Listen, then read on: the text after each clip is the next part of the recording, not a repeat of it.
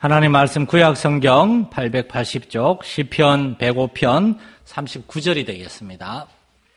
시편 105편 39절에서 45절까지 우리 교독하겠습니다. 시편 105편 39절에서 45절까지 우리 교독하시겠습니다. 여호와께서 낮에는 구름을 펴사 덮개를 삼으시고 밤에는 불로 밝히셨으며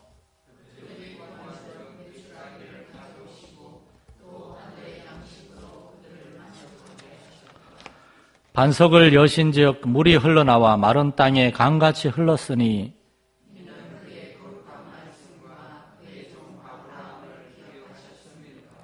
그의 백성이 즐겁게 나오게 하시며 그의 택한 자는 노래하며 나오게 하시고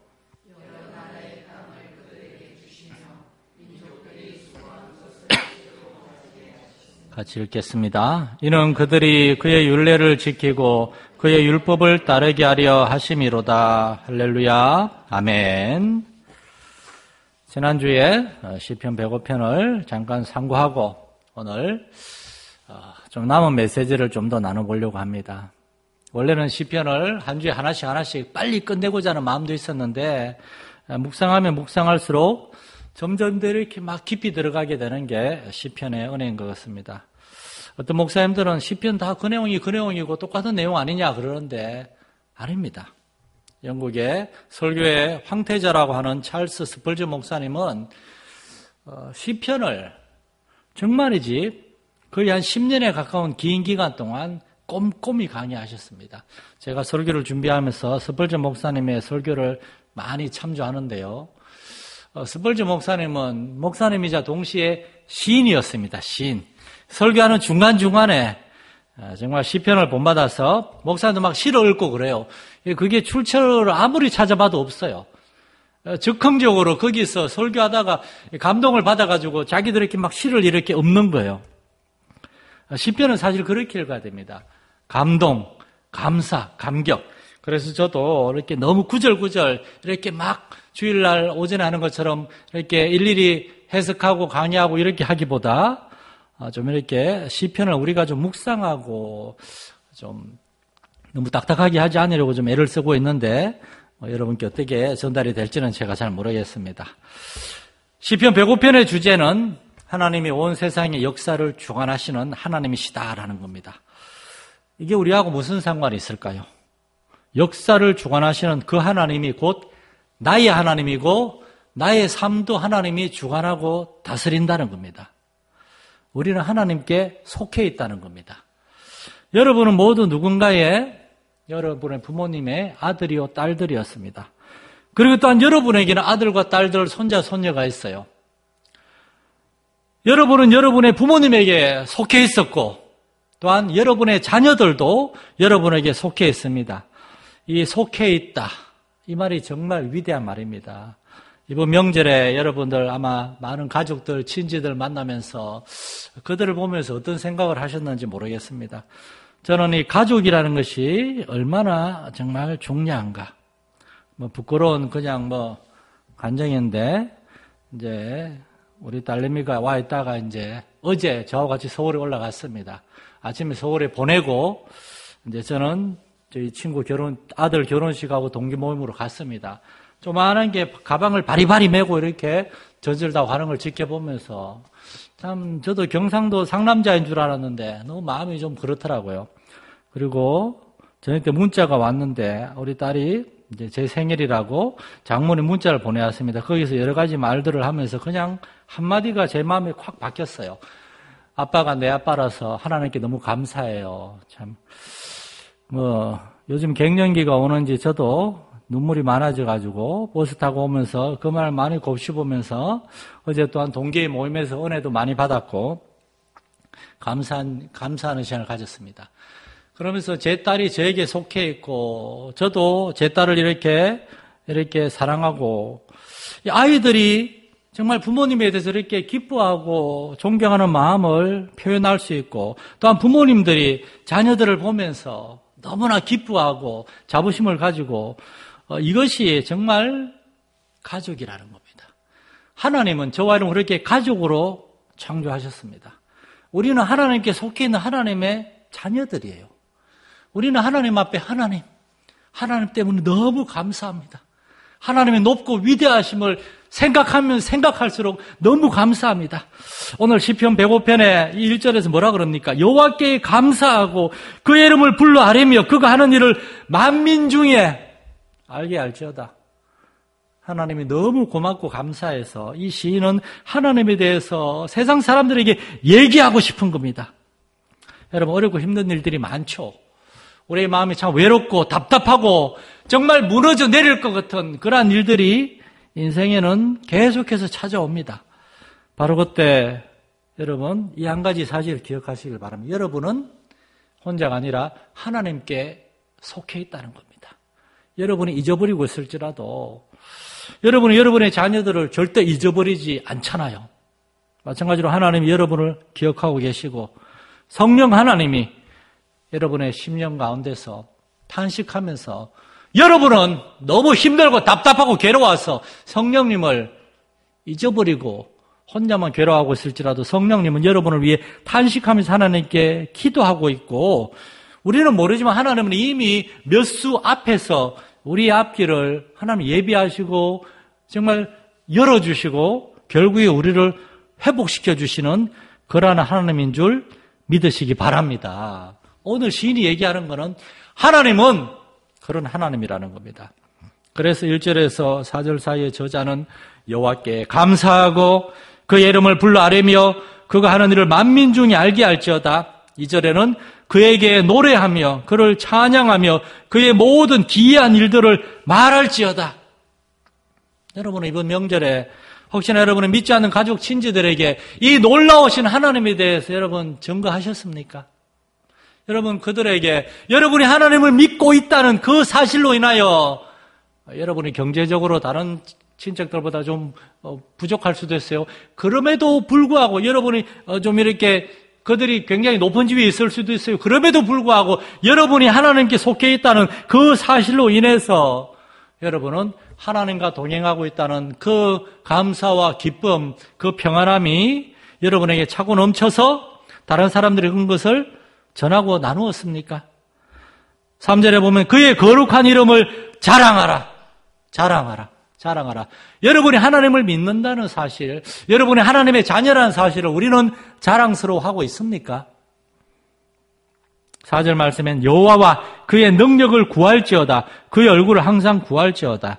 여기서 시인은 우리에게 지난주 우리가 나눴지만 정말 중요한 세 가지 사실을 얘기합니다. 첫째, 하나님께 감사하고 하나님의 이름을 부르며 기도할 수 있다는 이 사실로 너무나 기뻐하고 감격하고 있다는 겁니다. 두 번째로 그래서 시인은 자신의 그 감사하고 기쁜 마음을 혼자만 간직하고 있는 것이 아니라 하나님께 계속해서 아뢰고 찬양하고 경배합니다.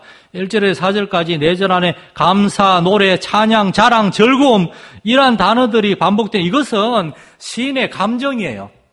머리에서 나온 것이 아니라 감정, 하나님께 너무 감사하고 하나님이 너무 좋고 다른 사람이나 다른 일들 다 잊어버리고 그냥 하나님 때문에 너무나 기뻐하고 감사하고 마치 어린아이가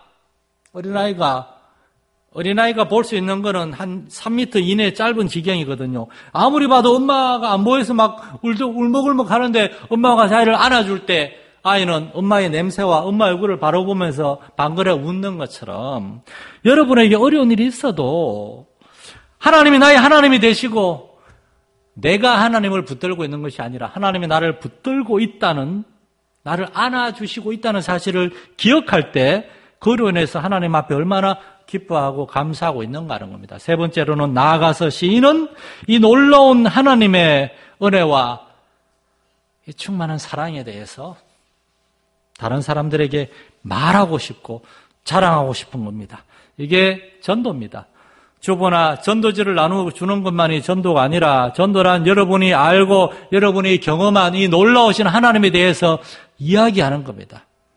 그러므로 여러분 우리의 가장 중요한 기도 제목은 나로 하나님을 깊이 알게 하시고 하나님 행하신 기이한 일들을 경험하게 하시고 그 하나님의 은혜와 충만함 안에서 살게 하소서. 이런 것이 되어야 안 되겠습니까? 시편의 노래들이 다 비슷비슷한 내용들이 많아요. 그런데 그 저자들은 왜 다 다른데 이렇게 시편의 내용들이 비슷할까요? 왜냐하면 그들이 경험한 하나님은 한 분 하나님이기 때문입니다. 그리고 가만히 들어가 보면은 그들의 경험에는 여러 가지 다양한 차이들이 있어요. 그 각자가 하나님에 대해서 자기의 언어로 감사하고 노래하는 겁니다. 그래서 우리도 시인만이 아니라 스펄전 목사만이 아니라 저와 여러분도 하나님에 대해서 기도하면서 당장에 어려운 문제 해결해 주시고 아들, 딸 위해서 기도하고 먹을 거, 입을 거, 마실 거, 직장 문제, 돈 문제 이런 것들만 그런 것들만 기도하고 끝나는 것이 아니라 기도할 때 그냥 하나님이 나의 하나님 되시고 나를 하나님의 형상과 모양을 따라서 하나님의 복된 자녀, 사람으로 창조하시고 나를 하나님 없이 세상이 전부인 것처럼 돈이 전부인 것처럼 그것만 붙들고 비인격적으로 이기적으로 세속적으로 탐욕에 물들어 살아가는 그러한 많은 사람들과 같지 아니한 이러한 삶을 살게 하시니 감사합니다. 감사합니다. 그렇게 하나님 앞에 감사함을 고백할 수 있는 저와 여러분이 될 수 있기를 소망합니다. 시인은 5절부터 44절에까지 이 하나님의 가지 기이한 일들에 대해서 다시금 회고합니다. 그게 뭡니까? 정말 출애굽과 가나안 적 이 위대한 역사입니다. 하나님 아브라함을 택하시고 그를 통하여 한 이스라엘이라는 나라를 세우셨습니다. 야곱과 요셉을 통하여 이민족을 애굽에서 보호하시고 번성케 하셨어요. 그리고 모세와 아론을 통해서 이들을 애굽에서 건져내시고 약속의 땅으로 인도해 주십니다. 하나님은 정말 택하신 사람들을 통해서 놀라운 일을 행하셨어요. 그리고 이제 하나님 이스라엘 백성들에게 이스라엘이란 이름, 이스라엘이 뭡니까? 하나님과 겨루어 이긴 자, 또 다른 뜻으로는 하나님의 다스림, 하나님의 통치를 받는 사람들, 하나님과의 특별한 관계에 있는 사람들. 그래서 이스라엘은 하나님께 선택받은 민족으로 자기들만 복받고 잘 살라고 그렇게 부른 게 아니라 이스라엘은 다른 많은 민족, 다른 나라들에게 하나님 모르는 그들에게 살아계신 전능하신 여호와 하나님에 대해서 전하고 나누어야 되는 사명이 있는 민족이에요. 이게 하나님의 택하심과 부르심과 구원과 축복의 이유입니다. 사명을 주시기 위해서. 혹시나 여러분 중에 하나님이 나를 창조하시고 나를 구원하신 것은 나를 앵벌이 일시키려고 그랬나 보다. 그런 게 아닙니다, 여러분. 하나님의 일이란 것은 하나님을 위한 일이면서 동시에 우리 자신을 위한 일이에요. 생각해 보세요. 우리가 하나님의 피조물인데 하나님의 창조를 받은 살아있는 존재인데 우리가 우리 자신을 위해 살아간다면 무슨 의미가 있고 무슨 가치가 있습니까? 오래전 어린이 동화책 중에 강아지 똥이라는 동화책이 있습니다. 아주 어린아이들이 다 많이 봤고 저도 제 아이들에게 그 동화책을 많이 읽어줬고 말 그대로 강아지 똥이 주인공이에요. 아마 선생님들은 좀 아실 텐데 강아지가 똥을 넣는데 좀 있다가 강아지 똥이 주인공입니다. 주변의 동물들이나 꽃과 나비 전부 다 강아지 똥한테 똥 너는 그저 더러운 똥에 불과해. 넌 아무 짝에도 쓸모없어. 그래서 슬픔에 빠져 있습니다. 그런데 어느 날 민들레 홀씨가 바람에 불려 날아오다가 이 강아지 똥에 딱 꽂혔어요. 울고 있는 이 강아지 똥에게 이 민들레 홀씨가 이렇게 얘기합니다. 얘야, 너는 아무 쓸데없는 존재가 아니야. 너는 나에게 생명을 주고 내가 싹이 나고 자라서 아름다운 꽃을 피우게 만드는 중요한 일을 할 수 있어. 나를 위해서 그 훌륭한 일을 해주겠니? 그랬을 때 이 강아지 똥이 정말요? 제가 그냥 하나 들어온 똥덩어리가 아니라 정말 당신이 아름다운 꽃으로 자랄 수 있도록 하는 일에 내가 도움을 줄 수 있단 말인가요? 그래. 그래서 강아지 똥이 자신을 희생해가지고 녹아서 거름이 돼가지고 그 자리에 그 더러운 똥은 없어지고 거기에 예쁜 민들레가 자라났다는 겁니다. 무생물에 불과한 똥, 그게 거름이 되고 세상의 모든 동식물들, 사람이 아닌 그러한 동식물들도 하나님의 창조의 명령에 순종해서 각자의 사명을 감당함으로 하나님의 창조의 세상을 아름답게 하고 하나님께 영광을 돌리고 이것만 하나님의 형상과 모양을 따라서 창조된 많은 사람들이 하나님 모르고 하나님 없다 그러고 언제가 썩어 없어질 이 육신과 이 배, 우리 자신의 쾌락과 즐거움을 위해서 살아간다면 얼마나 어리석은 일입니까? 여러분, 하나님이 창조하신 모든 사람들에겐 그래서 사명이 있고 책임이 있어요. 그 일을 감당하는 것은 하나님을 위해 생고생하는 것이 아니라 그것이 우리의 인생에 가장 소중하고 복된 일입니다. 그래서 우리가 교회에 나와서 말씀을 듣고 배우는 거예요. 여러분의 시간, 여러분의 재능, 은사, 여러분의 물질, 돈, 세상 사람들 전부 다 자기 자신만을 위해 쓰잖아요. 그러나 하나님 믿는 사람들은 하나님을 위해 시간을 쓰려고 그러고 하나님을 위해 물질을 쓰려고 그러고 하나님을 위해 우리의 재능과 은사를 다 하려고 그러고 하나님 이스라엘 민족에게 바라는 것이 그러한 것이었습니다. 이스라엘 민족을 다른 말로 히브리 민족이라 그러는데 히브리라는 말은 원래 애굽 사람들의 언어 중에 하비루라는 말이 있다고 그래요. 하비루는 노예들이라는 뜻입니다. 이스라엘 사람들이 애굽에 노예로 들어왔잖아요. 그러니까 이 노예들 하면서 하비루 불렀어요. 애굽이 정복해서 노예로 삼은 민족이 되게 많았어요. 이스라엘은 그 수많은 하비루 중에 하나였는데 하나님께서 그들에게 찾아오셨을 때 그들은 하나님께서 애굽의 10가지 재앙으로 그 땅을 심판하시고 또한 그 마지막 재앙은 애굽 사람들의 기력의 시작인 그들의 장자를 치는 것이었고 그리고 낮에는 구름 기둥과 밤에는 불 기둥으로 그들을 지켜주시고 인도하셔서 그들을 가나안 땅으로 인도하시는 것을 경험했습니다. 그래서 그들이 가나안 땅에 정착을 했는데도 자기 자신들을 가리켜서 우리는 한때 하비루였다. 그걸 잊어버리지 않는 거예요. 애굽의 한낱 노예에 불과한 우리를 하나님이 구원하셔서 이렇게 강성한 나라가 되게 하셨다. 그래서 이스라엘 민족은 자기들을 가리켜서 히브리 민족이라고 부르는 겁니다. 출애굽기 14장에 보면 하나님께서 이스라엘 백성들을 구원하실 때 홍해가 갈라질 때 그 사건이 나옵니다. 거기에 14장 17절에부터 보면 이렇게 되어 있어요.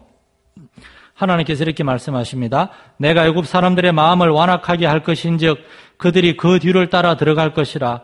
내가 바로와 그의 모든 군대와 그의 병거와 마병으로 말미암아 영광을 얻으리니 내가 바로와 그의 병거와 마병으로 말미암아 영광을 얻을 때에 애굽 사람들이 나를 여호와인 줄 알리라. 그리고 이런 구절이 있습니다. 이스라엘의 지인 앞에 가던 하나님의 사자가 그들의 뒤로 옮겨가매 하나님께서 사람들 눈에 보이지 않지만 천사를 통해서 이스라엘을 인도하고 계시는데 그 천사는 구름 기둥과 함께 있었어요. 구름 기둥도 앞에서 그 뒤로 옮겨 애굽 진과 이스라엘 진 사이에 이르러 서니 저쪽에는 애굽 사람들의 군대 쪽에는 구름과 흑암이 있고 이쪽에는 밤중인데도 밝았다고 되어 있어요. 밤새도록 애굽 사람들이 이스라엘을 못 왔어요. 그리고 밤새 하나님 홍해를 가르시고 이스라엘이 건넌 겁니다. 그리고 이거를 누가 봤는가 하면 바로와 애굽의 모든 군대가 봤어요. 그들 대부분이 홍해에 빠져 죽었지만 그중에 살아남은 사람들이 애굽 땅에 돌아가가지고 우리의 하비루 노예들 중에 하나였던 이스라엘이 사실은 엄청나게 위대한 신, 그들의 말로 여호와라는 신, 그 신의 보호를 받는 민족이었어요. 그 신이 정말 구름 기둥으로 그들과 우리 사이를 가로막고 홍해를 가르고 우리 바로왕과 수많은 군사들이 애굽에 빠져 죽는 그걸 봤습니다. 그들이 노예민족이라고 깔보던 이스라엘이 사실은 전능하신 하나님의 백성이라는 사실을 그들이 깨닫게 된 겁니다. 그리고 거기에서 하나님의 높고 위대하심이 애굽을 통해서 온 세상에 알려진 겁니다. 하나님은 이 일을 위해서 이스라엘을 사용하신 겁니다. 여러분, 저와 우리들 각자의 삶을 한번 생각해 보십시오. 우리는 얼마나 작고 보잘것없고 연약한 사람들입니까? 사실 우리는 이 세상에서 정말 아무것도 아닌 존재입니다. 그런데 우리가 하나님을 알게 되었을 때 우리의 삶에는 존재 의미와 존재 가치가 생겨났어요. 하나님이 여러분을 사랑하시고 여러분을 귀하게 여기십니다. 여러분은 하나님께 속해 있는 하나님의 자녀입니다. 그리고 여러분의 삶은 이제 여러분의 배와 세상의 쾌락만을 위해서 살아갈 사람들이 아니라 전당하신 창조주 하나님과 교제하며 그분을 높이고 경배하며 그분이 주시는 참된 기쁨, 참된 복락을 누리며 살아가는 그러한 존재가 바로 우리입니다. 하나님의 이러한 은혜를 깨달은 고라 자손은 시편 84편 10절에서 이렇게 노래합니다. 주의 궁정에서의 한날이 다른 곳에서의 첫날보다 나은즉 악인의 장막에 사는 것보다 내 하나님의 성전 문지기로 있는 것이 좋사오니. 주님의 궁정에서 하루 하나님의 성전 문지기로 가장 작고 보잘것없는 직분이라도 그 직분을 감당하는 게 너무나 감사하다고 시인은 이렇게 고백하고 있는 겁니다. 여러분, 우리의 인생은 하나님을 떠나서는 정말 아무 의미 없고 아무 가치 없고 고통뿐인 그런 삶입니다. 하나님 없이 돈 많은 사람들, 얼마나 가족들이 싸우고 지지고 볶고 돈 많은 부모님 돌아가시면 남아있는 자녀들 돈 때문에 원수가 되고 그런 모습 저는 열이면 열 다 봤습니다. 돈 좀 있고 사회적인 지위가 있다고 하는 사람들, 그러나 그들이 하나님을 모를 때 그들은 하나님이 주시는 확신과 기쁨과 평강도 없고 그냥 그렇게 살아가다가 미안하지만은 영원한 지옥에 떨어지고 말게 되는 겁니다. 그런데 하나님이 우리를 구원하셨습니다. 우리를 구원하셨습니다. 43절에 보면 그의 백성이 즐겁게 나오게 하시며 그의 택한 자는 노래하며 나오게 하시고. 자, 여러분의 마음에 하나님을 예배하러 나올 때, 하나님을 묵상할 때, 하나님께 기도하러 나올 때 이렇게 하나님으로 인한 즐거움과 감사의 노래가 흘러나오고 있습니까? 여러분의 가정은 하나님으로 인하여 서로를 사랑하고 이해하고 용납하고 서로 미안해하면서 서로를 위해 언제나 눈물로 기도하는 그러한 믿음의 가정입니까? 하나님의 뜻은 이런 겁니다. 우리를 보시면 하나님이 너무나 기뻐하셨는데 우리는 하나님 때문에 기뻐하지 않아요. 하나님 때문에 인내하지 않습니다. 하나님 때문에 더 참고 인내하며 더 섬기려고 하지를 않습니다. 하나님 우리 때문에 사람이 되어 이 땅에까지 오셨는데 우리는 하나님을 위해서 좀 낮아지고 좀 억울하고 좀 시련과 고난을 당하고 그러한 삶을 원하지 않습니다. 오늘날 사람들이 점점 예배하지 않고 기도하지 않고 전도하지 않고 헌신하고 순종하지 않고 그럼에도 불구하고 놀라운 것은 하나님은 계속해서 우리를 찾아오신다는 것입니다. 그래서 마침내 우리가 하나님을 깨닫고 하나님께 돌아와서 하나님 은혜와 사랑에 감사하면서 하나님의 말씀을 듣고 그의 율례를 지키고 그의 율법을 따르고 살아가려고 하고 이러한 삶 속에서 억지로가 아니라 기쁨과 감사함으로 예배하고 찬양하고 하나님을 섬기는 삶을 다른 사람들에게 간증하고 그들에게도 이 하나님에 대해서 이야기하려고 하는 이러한 은혜를 우리에게 부어주고자 하십니다. 이 하나님 앞에 마음을 열고 하나님의 은혜를 받아 누리고 성령님이 우리에게 역사하실 때에 마음을 강팍하게 완고하게 하지 말고 하나님의 일하심에 마음을 열고 응답하고 순종할 수 있는 저와 여러분 될 수 있기를 간절히 소망합니다. 하나님 아버지, 누군지는 알 수 없으나 이 위대한 시인은 패망한 나라 이스라엘 땅 한가운데서 그러나 그럼에도 불구하고 하나님은 역사를 주관하시고 아직도 이 땅 가운데 일하고 계시고 우리들 한 사람 한 사람의 심령 가운데서 일하고 계시는 놀라운 하나님이라는 것을 증언하고 노래하고 있음을 봅니다. 우리가 이러한 놀라운 하나님의 구원의 은혜와 그 축복을 경험하지 않았습니까? 그런데 왜 우리는 하나님께 감사하지 않습니까? 하나님 우리에 즐거워하지 않습니까? 하나님 우리의 마음을 들으지 않습니까? 순종하지 않습니까? 충성하지 않습니까? 헌신하지 못하는 것입니까? 성령이시여 우리의 마음속에 역사하셔서 우리의 영혼을 다시금 회복시켜 주시고 일으켜 주시고 하나님께 대한 진실한 찬양과 감사가 다시금 우리 입에서 흘러나오게 하시며 오 하나님이여 우리가 전심으로 하나님을 노래하고 하나님을 찬양하며 하나님을 증거할 수 있는 우리 성도들, 우리 교회 되게 주옵소서. 우리 주 예수님 이름으로 기도드립니다. 아멘. 하늘에 계신 우리 아버지의 이름을 거룩하게 하시며 아버지의 나라가 오게 하시며 아버지의 뜻이 하늘에서와 같이 땅에서도 이루어지게 하소서. 오늘 우리에게 일용할 양식을 주시고 우리가 우리에게 잘못한 사람을 용서하여 준 것 같이 우리 죄를 용서하여 주시고 우리를 시험에 빠지지 않게 하시고 악에서 구하소서. 나라와 권능과 영광이 영원히 아버지의 것입니다. 아멘.